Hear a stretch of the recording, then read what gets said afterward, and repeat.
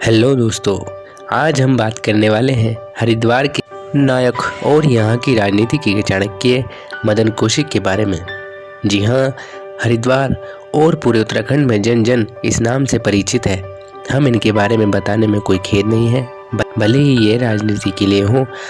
आज हम आपको इस वीडियो में माननीय मदन कौशिक जी के राजनीतिक सफ़र को लेकर रूबरू कराएंगे और बताएंगे किस तरह लगातार 5वीं बार चुनाव जीतकर उन्होंने 2002 से अब तक अपनी छवि लोगों के दिल में बरकरार रखी है।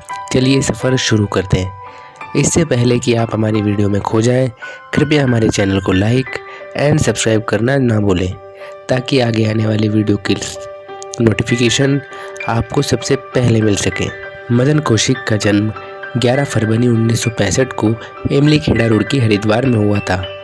उनकी माता का नाम स्वर्गीय श्यामो देवी और पिता का नाम स्वर्गीय रमेश चंद्र शर्मा था।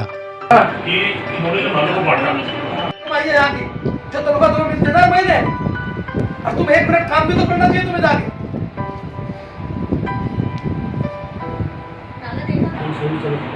कितने तनख्वाह देती है गवर्नमेंट तुम्हें? ये जनता की कमाई है यहाँ की, जो तनख्वाह तुम्हें मिलती है ना महीने, और तुम 1 मिनट काम भी तो करना चाहिए तुम्हें जाके।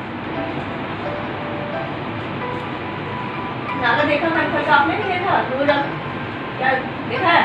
आपके सामने कौन कौन से नाले साफ हुए थे? बताओ कल आता ना जाकर प्रैक्टिकल देखो एक बार भी, देखा तुमने?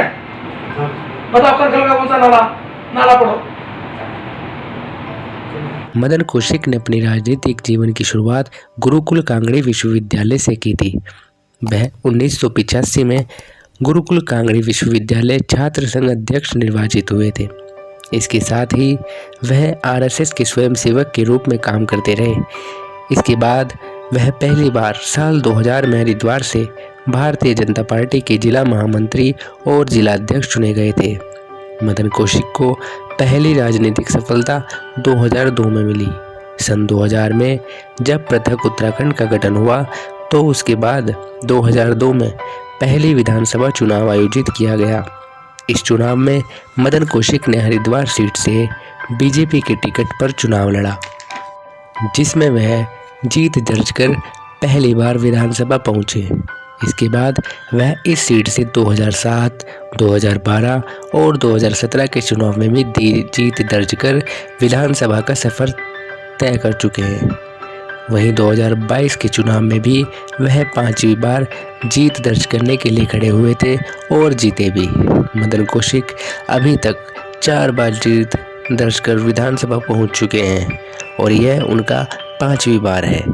2007 से 2012 तक पूर्व मुख्यमंत्री बीसी खंडूरी और रमेश पोखरियाल निशंक की सरकार में विद्यालय शिक्षा, गन्ना विकास, चीनी उद्योग, आबकारी, नगर विकास, पर्यटन, संस्कृत समिति, कई विभागों के कैबिनेट मंत्री रहे। वर्ष 2012 में वह बीजेपी के प्रदेश उपाध्यक्ष रहे। गले मिलते हैं, मुस्कुरा कर मिलते हैं। मैं कह रहा हूँ बड़ी देर कर दी, मेहरबान आते हैं। सबकी खूबसूरती है कि विरोधी दलों के नेता भी राम साहब कुछ तो बता दीजिए, मदन कौशिक साहब को बता दीजिए, चुनाव अध्यक्ष रह जाएंगे यदि आगे कुछ मुख्यमंत्री आदि के ठीक समझें तो, नहीं तो यही रह जाएंगे, या तो मंत्री रह जाएंगे या जो है। जबकि वर्ष 2012 से 17 तक वह विधानमंडल के उपनेता प्रतिपक्ष रहे। वहीं 2017 में जब बीजेपी की दोबारा सरकार बनी, तो उन्हें फिर से कैबिनेट मंत्री बनाया गया। 2021 में उन्हें उत्तराखंड बीजेपी का प्रदेश अध्यक्ष बनाया गया था। उत्तराखंड की राजनीति में भारी हैं हरिद्वार। इस जिले की राजनीति के चाणक्य माने जाते हैं मदन कौशिक। उत्तराखंड की राजनीति में हरिद्वार को भारी माना जाता है। उत्तराखंड में विधानसभा की 70 सीटें हैं, जिसमें से अकेले 11 सीटें हरिद्वार में हैं। ऐसे में यह जिला किसी भी सरकार को बहुमत तक पहुंचाने में अहम भूमिका निभाता रहा है।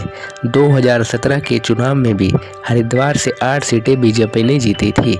इसी जिले को राजनीति का मदन कौशिक को चाणक्य कहा जाता है। मदन कौशिक अपनी राजनीति का लोहा समय समय पर मनवा देते रहे हैं। उत्तराखंड गठन के बाद भी इस जिले पर लंबे समय तक बसपा का कब्जा था, लेकिन मदन कौशिक वहां से बीजेपी को मजबूती दिलाने में सफल रहे हैं। कहा जाता है कि हरिद्वार जिला पंचायत अध्यक्ष किसी भी पार्टी का बने, लेकिन उसमें मदन कौशिक की भूमिका रहती है। अगर बात करें इनकी संपत्ति के बारे में, कुल आंकड़ों के अनुसार इनके पास कुल 1.13 करोड़ रुपए की चल संपत्ति है।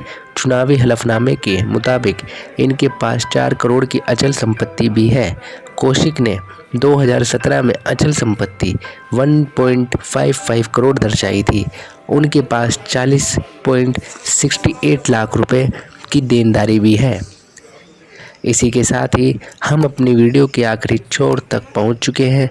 अगर आपको हमारे द्वारा दी गई जानकारी अच्छी लगे तो चैनल को लाइक, शेयर एंड सब्सक्राइब करना ना भूलें और इसके साथ ही बेल आइकन को भी दबा दें